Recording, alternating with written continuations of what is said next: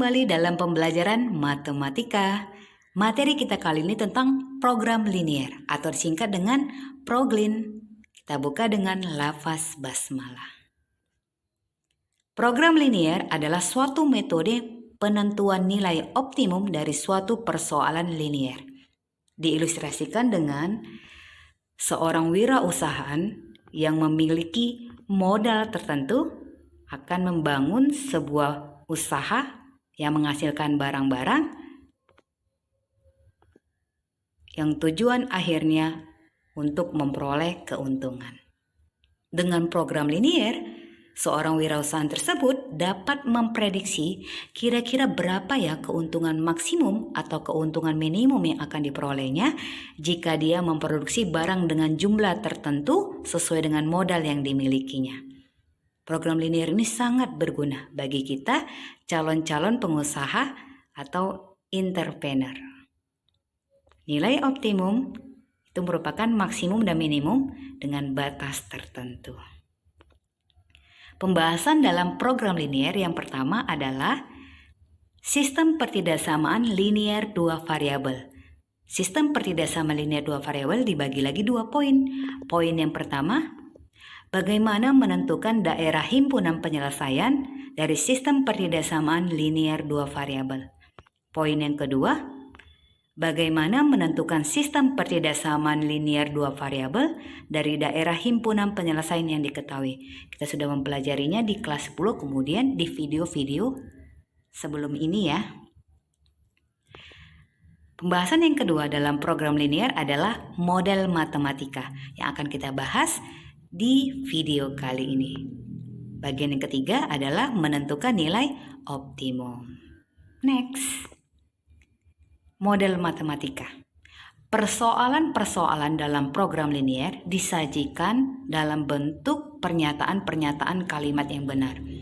Untuk lebih mudah menyelesaikannya, kita harus mengubah pernyataan-pernyataan kalimat tersebut menjadi bentuk model matematika. Model matematika definisinya adalah pernyataan yang menggunakan peubah atau variabel dan notasi matematika. Jadi nanti soal cerita yang panjang itu akan kita ubah menjadi model matematika hanya lebih kurang 4 baris saja, ya. Bagaimana sih langkah-langkah ya mengubah pernyataan-pernyataan kalimat tersebut menjadi model matematika? Langkah yang pertama, menuliskan semua hal yang diketahui dan dianggap penting pada soal. Yang kedua, membuat pemisalan variabel yang biasanya yang dimisalkan menjadi variabel itu adalah produk yang dihasilkan. Yang ketiga, membuat hal yang diketahui dan yang sudah menjadi variabel ke dalam sebuah tabel. Jadi poin 1, poin 2 kita masukkan ke dalam tabel. Langkah yang terakhir ya, membuat model matematika dari tabel yang kita buat. Ingat, ada 4 langkah dalam mengubah persoalan yang disajikan dalam pernyataan-pernyataan kalimat menjadi bentuk model matematika. Kita masuk ke contoh soal. Untuk membuat roti A diperlukan 200 gram tepung dan 25 gram mentega. Sedangkan untuk roti B diperlukan 100 gram tepung dan 50 gram mentega. Tepung yang tersedia hanya 4 kg dan mentega yang ada hanya 1,2 kg. Buatlah model matematikanya. Kita jawab dengan menggunakan 4 langkah tadi ya. Langkah yang pertama, menuliskan hal yang diketahui dan dianggap penting dalam soal. Kita cek dalam soal apa yang penting. Poin pertama, bahwa untuk membuat satu roti A diperlukan 200 gram tepung dan 25 gram mentega. Kita catat. Poin berikutnya, untuk membuat satu roti B diperlukan 100 gram tepung dan 50 gram mentega. Kita catat juga. Dan poin yang terakhir, bahwa stok di dalam gudang maksimum hanya 4 kg tepung dan 1,2 kg mentega. Selesai pada langkah pertama, kita masuk langkah yang kedua, membuat pemisalan variabel. Nah, yang biasanya dimisalkan menjadi variabel X dan Y adalah produk yang dihasilkan. Dalam soal ini produknya roti A. Berarti banyak roti A yang diproduksi adalah X, kemudian roti B, maka banyak roti B yang diproduksi adalah Y. Bisa juga ya roti B menjadi X dan roti A menjadi Y.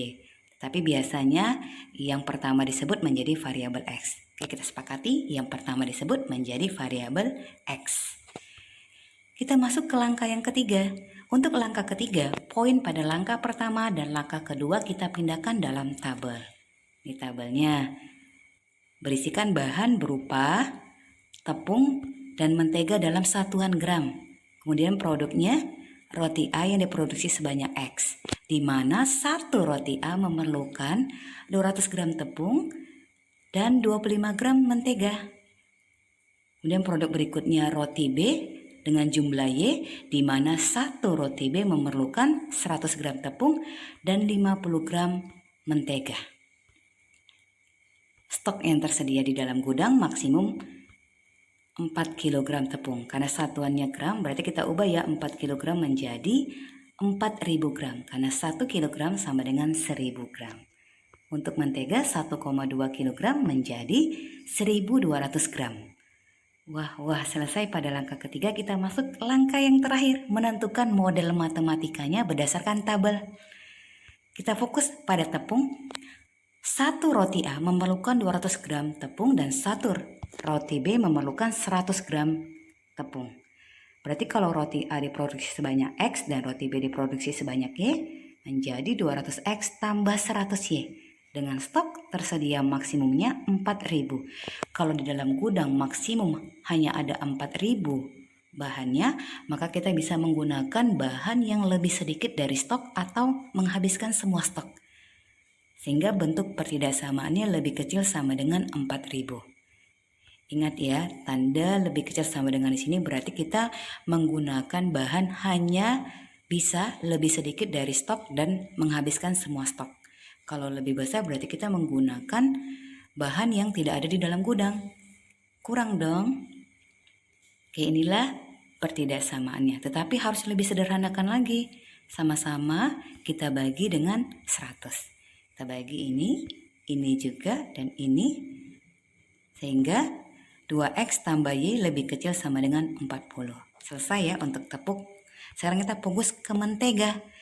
Satu roti A memerlukan 25 gram mentega dan satu roti B memerlukan 50 gram mentega. Jadi kalau roti A diproduksi sebanyak X dan roti B diproduksi sebanyak Y, menjadi 25X tambah 50Y. Stoknya ada 1200. Lebih sedikit ya, atau lebih kecil sama dengan 1200. Ini juga harus disederhanakan, sama-sama dibagi 25 menjadi X tambah 2Y lebih kecil sama dengan 48. Oke, kita simpulkan model matematikanya. 2X tambah Y lebih kecil sama dengan 40 dan X tambah 2Y lebih kecil sama dengan 48. Udah cukup belum ya? Ada tambahannya. Dengan syarat X lebih besar sama dengan 0. Karena X itu merupakan banyak, maka harus bilangan positif ya. Lebih besar dari 0 atau sama dengan 0. Sama dengan 0 berarti dia tidak diproduksi. Begitu juga dengan Y-nya juga.